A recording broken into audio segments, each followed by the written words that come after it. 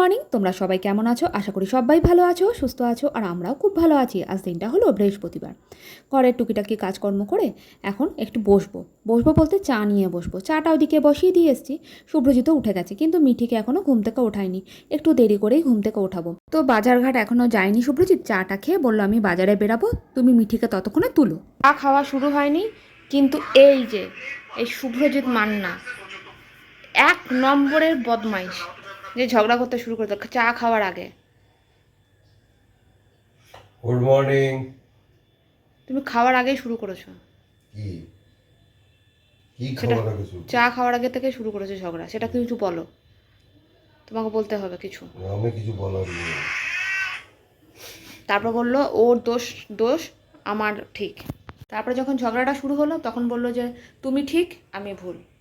এইভাবে ও ঝগড়াটা শেষ করতে চাইছে। ঝগড়াটা কী নিয়ে হয়েছিল গো? অনেক কিছু নিয়ে ঝগড়া, বিস্কুট নিয়ে ঝগড়া হয়েছিল। ব্রিটানিয়া বিস্কুট নিয়ে।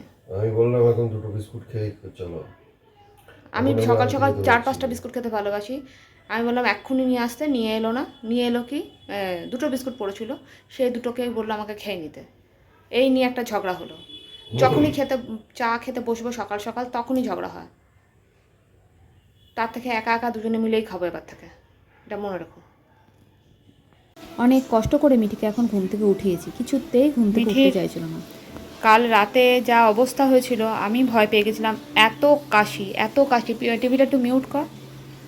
তা এত কাশি। তা আজকে যে উঠে বসেছে, টেনে তুললাম, তুলে এখন মেয়ে একটুখানি খাওয়ালাম। খাইয়ে কাল রাতে তো মুড়ি খেয়ে শুয়েছে।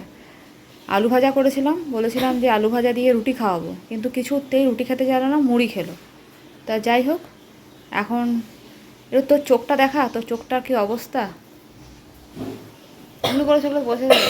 ঠিক আছে মানে গা হাত পা ব্যথা, কী যে অবস্থা কী জানি, কি বলবো, কবে যে ঠিকঠাক হবে। এখন উনি বসে বসে টিভি দেখছে, আর অনেক বেলা হয়ে গেছে। একটু বাজারেও গেছিলাম, আর কি রান্না করছি চলো তোমাদের দেখাই। এটার যে কী নাম আমি বলতে পারবো না, তোমরা যদি কেউ জেনে থাকো অবশ্যই কমেন্ট করো। আর একটা বান মাছ পাওয়া গেছে, সেই মাছটা নেওয়া হয়েছে। এই যে সব মশলাপাতি কেটে রেখেছি, আর এই যে এদিকে মাছ ভাজা চলছে, এদিকে ভাত বসিয়ে দিয়েছি। তা এই হলো মেনু। আর কি করব দেখি, একটু উচ্ছে ভাজা করব, ব্যাস। তা আজ সন্ধ্যেবেলা ভাবলাম একটু মিঠির জন্য চিকেন স্যুপ করি। তা চিকেন স্যুপটা কী দিয়ে করছি হলো ক্যাপসিকাম, টমেটো, একটু গাজর নিয়ে নিয়েছি, আর নিয়ে নিয়েছি একটুখানি আদা কুচি, রসুন কুচি, পেঁয়াজ কুচি। আর করব হলো বাটার দিয়ে। সাদা তেল বা সর্ষের তেল কোনোটা দিয়েই করব না, একটাই কারণ মেয়েটা না অনেক দিন ধরে কিছু খাচ্ছে না। সেজন্য ভাবলাম একটু মাঝে মাঝে যদি তোকে চিকেন স্যুপ দিই তাহলে যদি ভালো হয়। আর প্রেশারের মধ্যে ভালো করে সিটিটা দিয়ে নেবো, যাতে মানে মাংসগুলো যাতে একদম গলে পাক হয়ে যায়। আর এই দেখো বাটার দিয়ে করছি, আর প্রেশারে করব, সিটি দিলে একদম গলে পাক হয়ে যাবে, তাহলে একটু খাইয়ে দিতে পারবো। তাই এখন বাসে যায় 6:30 6:45 মতন। তার আগেই করে নিলাম, সন্ধেটা দিয়ে নিয়েছি, তারপরে করে নিয়েছি। মিঠি এখনও ঘুমাচ্ছে, অনেক ডাকাটাকি করলাম, কিছুতেই ঘুম থেকে উঠলো না মেয়েটা।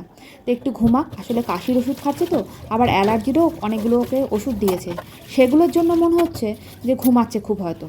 তা যাই হোক, এই শিশিটাকে অনেক দিন ধরে ভাবছিলাম মাজবো। সামনে পুজো, তাই ভাবছি রান্নাঘরটাকে পরিষ্কার পরিচ্ছন্ন করতে হবে।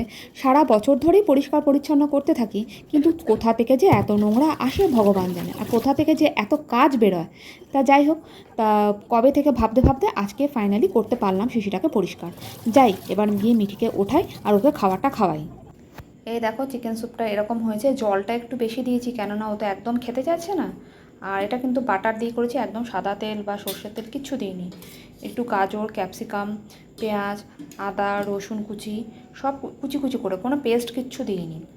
আর কি বলো ওটা, একটা আলু দিয়েছিলাম যাতে পেটটা একটু ভরে, ও চিকেনও খেতে চাইছে না। তাই যাই হোক, একদম নর্মাল করেছি। আর এটা কি বলবো, মানে বাটিটা এতটা গরম ছিল, সেজন্য না একটুখানি জলের ওপর বসিয়ে রেখেছিলাম।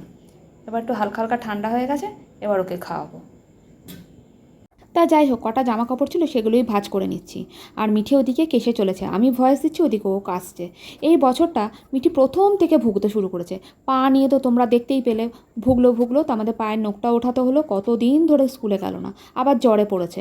মানে জ্বরের জন্য যে কদিন ধরে আবার স্কুল কামাই। তা যাই হোক চলে এলাম। আর কি বলবো, মিঠির শরীরটা আগের থেকে একটু ভালো, জ্বরটা আসছে না, কিন্তু কাশি মারাত্মক। মানে রীতিমতো আমি তো ভয় পেয়ে গেছিলাম রাত্রেবেলা। মানে শুভ্রজিৎ আসার আগে আমি ওকে ফোন করলাম যে দেখো মেয়েটার এত কাশি, তাহলে কি আর একটা অন্য ডাক্তার দেখাবে, এরকম করে এত ভয় পেয়ে গেছিলাম। তো যাই হোক, সেটা ঘুমিয়ে পড়েছিল।